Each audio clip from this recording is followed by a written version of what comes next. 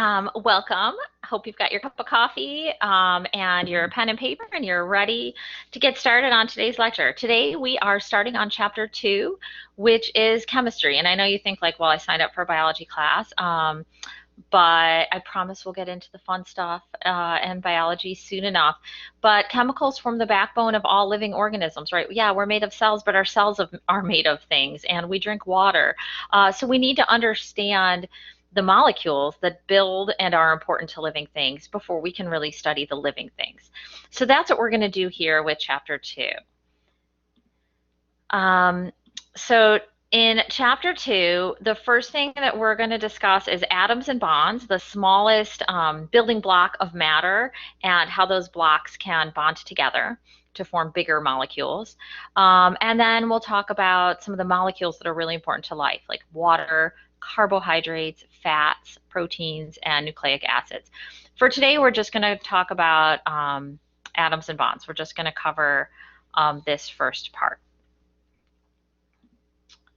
So an atom, I'm sure many of you know what these are. They are the most basic building block of matter, right? It's the smallest unit that you can break an element into. So you can have one atom of carbon or one atom of oxygen.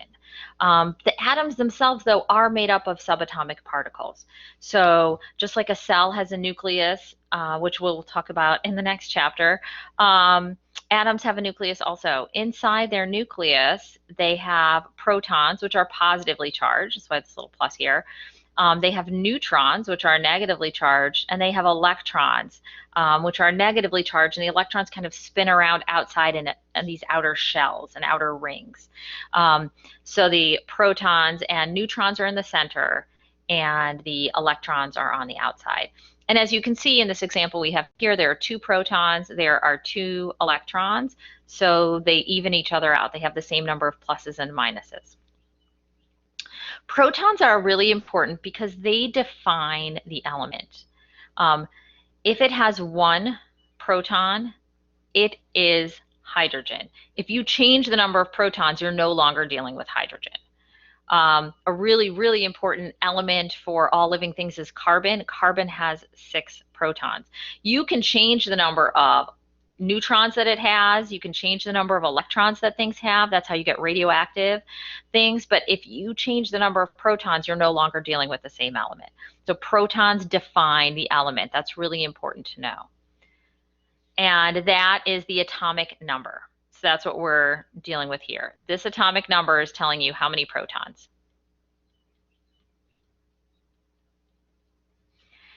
Under the letter, which is the symbol for the chemical, there's another number here. That's the weight. The weight, or the mass, is the protons plus the neutrons. So here you can see hydrogen has 1 proton. It doesn't have any neutrons. It's this tiny little atom. It's the smallest atom. Other elements may have the same number of neutrons as protons, or they could keep adding them and get heavier, or subtracting some and get lighter. So this is just simple addition as our math here of protons plus neutrons. Electrons are so little that they don't really weigh anything. So when we're talking about, well, you could add neutrons or you could take away neutrons, those are isotopes. So an atom is of the same element, right? It has to have the same number of protons, must have the same number of protons. So if we're talking carbon, 6 protons all the time. But you can change the number of neutrons that it has. So something that has the same number of protons but different numbers of neutrons, those are isotopes of each other. They are going to have different weights, but they're going to have the same charge because neutrons are neutral. They don't have a charge. So if something has 6 protons and 6 electrons, it's carbon, but we can make it heavier or lighter. So here's a graph to show you different carbon isotopes. So there's carbon-12, and it's called carbon-12 because it weighs 12. It has 6 protons, and it has 6 neutrons, so that equals 12. We have carbon-13. It also has 6 protons. It has to have 6 protons or it's not carbon anymore. But it has 7 neutrons, so that adds up to 13. And then we've got the heavy carbon, carbon-14. it's got 8 neutrons. So 6 plus 8 is 14. These are heavier, they weigh more, but otherwise they still behave as carbon because they have the same number of protons and they've got 6 electrons. So they're these neutrally charged, right? 6 plus, 6 minus, but different numbers of neutrons. So it's getting heavier. Now, when we talk about radioactive isotopes, so that's the same element with different numbers of neutrons or different numbers of electrons. So atoms can lose or gain those neutrons or electrons. And when they do that, they're losing them, they tend to lose them at this constant rate. So if it's unstable, if it has more neutrons than it should, right, it's going to lose some and get back down. So carbon 14 is going to lose some and get back down to carbon 13 and then carbon 12. It's not stable at carbon 14. Anything that's not at a stable equilibrium is called radioactive. That's this loss of protons. This loss of neutrons. So if you've heard of carbon dating things, that's what it is. It's saying, okay, we have this much carbon 13 in it, and we know the rate that carbon gives off extra neutrons, so we can estimate the age of it. Same with uranium. And that, or if you've heard of enriched uranium that's used for nuclear bombs and also for nuclear energy, that's what it is. It's trying to get more of the one isotope instead of the other, kind of sorting it out so you have the highest energy isotopes there, the ones that are giving off the most particles.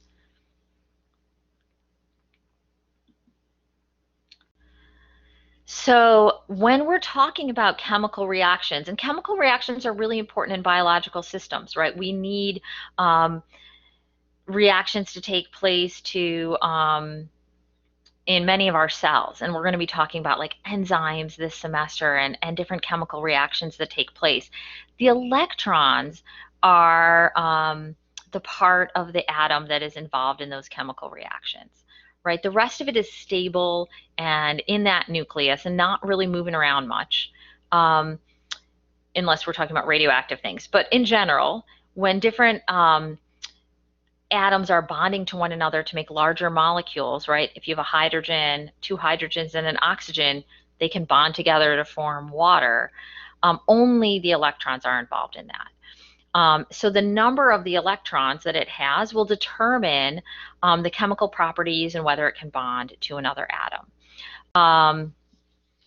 So 2 atoms themselves that are both negatively charged are going to repel each other, but atoms have a certain number of spaces available to them for electrons. So if we look at a picture of atoms, they have this outer shell, right? And this is where the electrons hang out. And depending on how many electrons they have, they may have more than one shell. So the first shell that's closest to the nucleus can hold 2 electrons. Here we've got hydrogen on the left. It has just 1 electron. So it has an empty space here that it wants to fill. If we look at helium on the right, it has 2 electrons in its outer shell. It's full. It doesn't want to react with anyone. It doesn't need any more electrons. So this is a noble gas, if you've heard of that. It doesn't want to interact with anyone else, just like the aristocrats, right? It's going to hang out on its own. Hydrogen, on the other hand, it's missing an electron. It really wants to fill that. Same over here on the bottom. Here we've got atoms that have 2 shells. We have one with an inner shell, carbon. It's got its inner shell full of 2.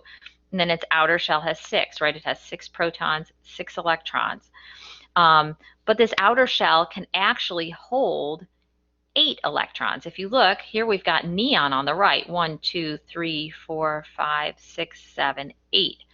It's totally full. It's got 2 inner shells. The inner shell with 2 is filled. The outer shell with 8 is filled. It can't react with anyone. This is another noble gas.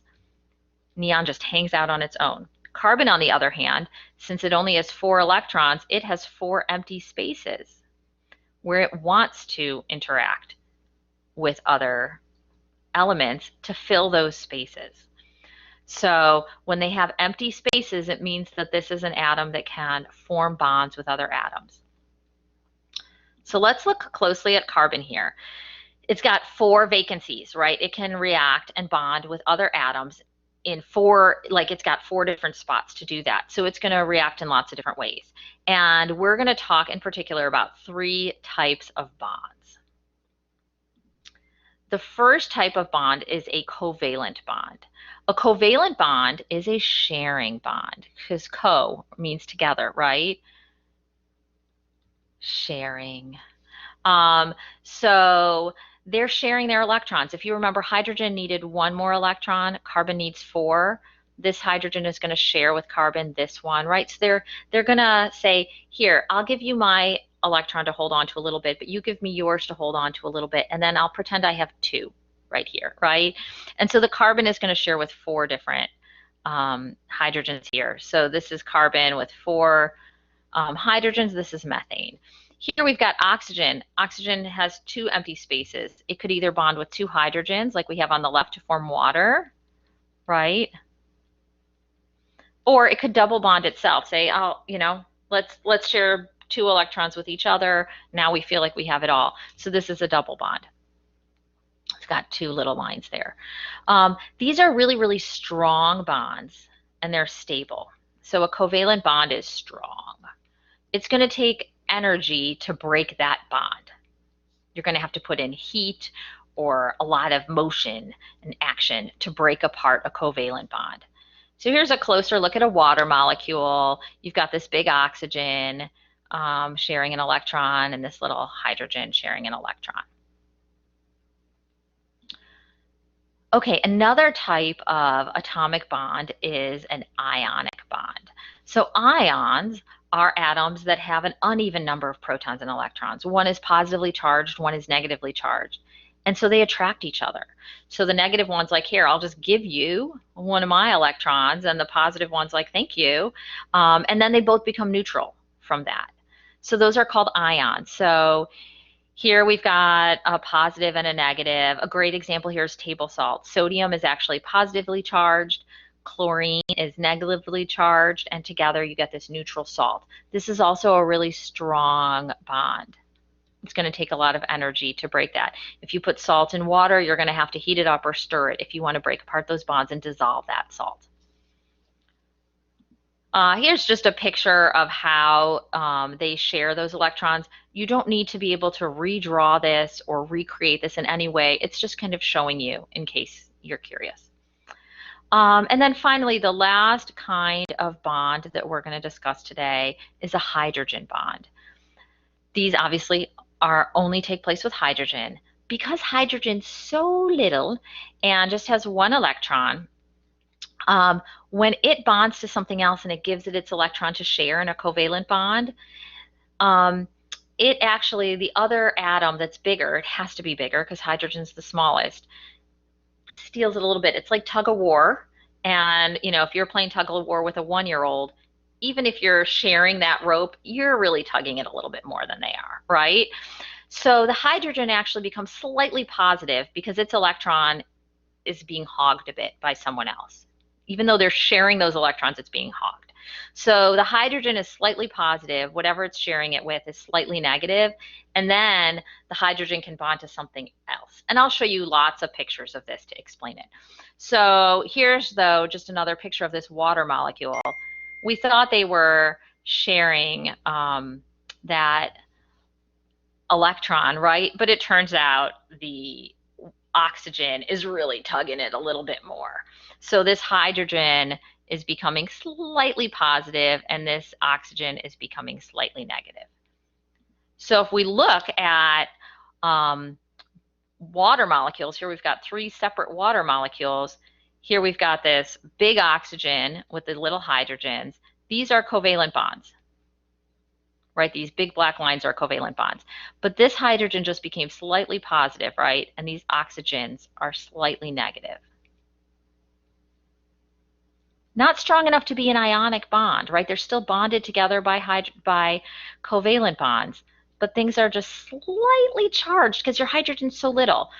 Because this hydrogen is slightly positive and this oxygen is slightly negative, you actually get this bond between these molecules. So one water molecule is attracted to another water molecule and they stick together. Think about that. Have you ever seen water molecules stuck together before? My guess is you've seen drops of rain, or if you have one drop of water and another one nearby it on a counter, right? They can merge into one bigger drop of water. That's because of hydrogen bonds. We're looking at surface tension on something, and bugs can crawl across that. All of that is because of the bonds between water molecules. So each water molecule itself, each individual molecule is bonded by covalent bonds, but the molecules to each other are bonded by hydrogen bonds. Hydrogen bonds are weak, right? Because it's just slightly positive, slightly negative. Those are much easier to break apart than a covalent bond or an ionic bond.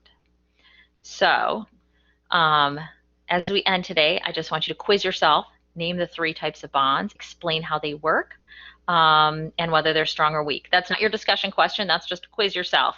And then go into the discussion and look at the discussion question for this week, answer that, respond to each other. It's something that is going to require a little bit of thought about carbon and plants. So we're getting biology into it, and join the discussion, and I look forward to seeing your responses there. Bye-bye.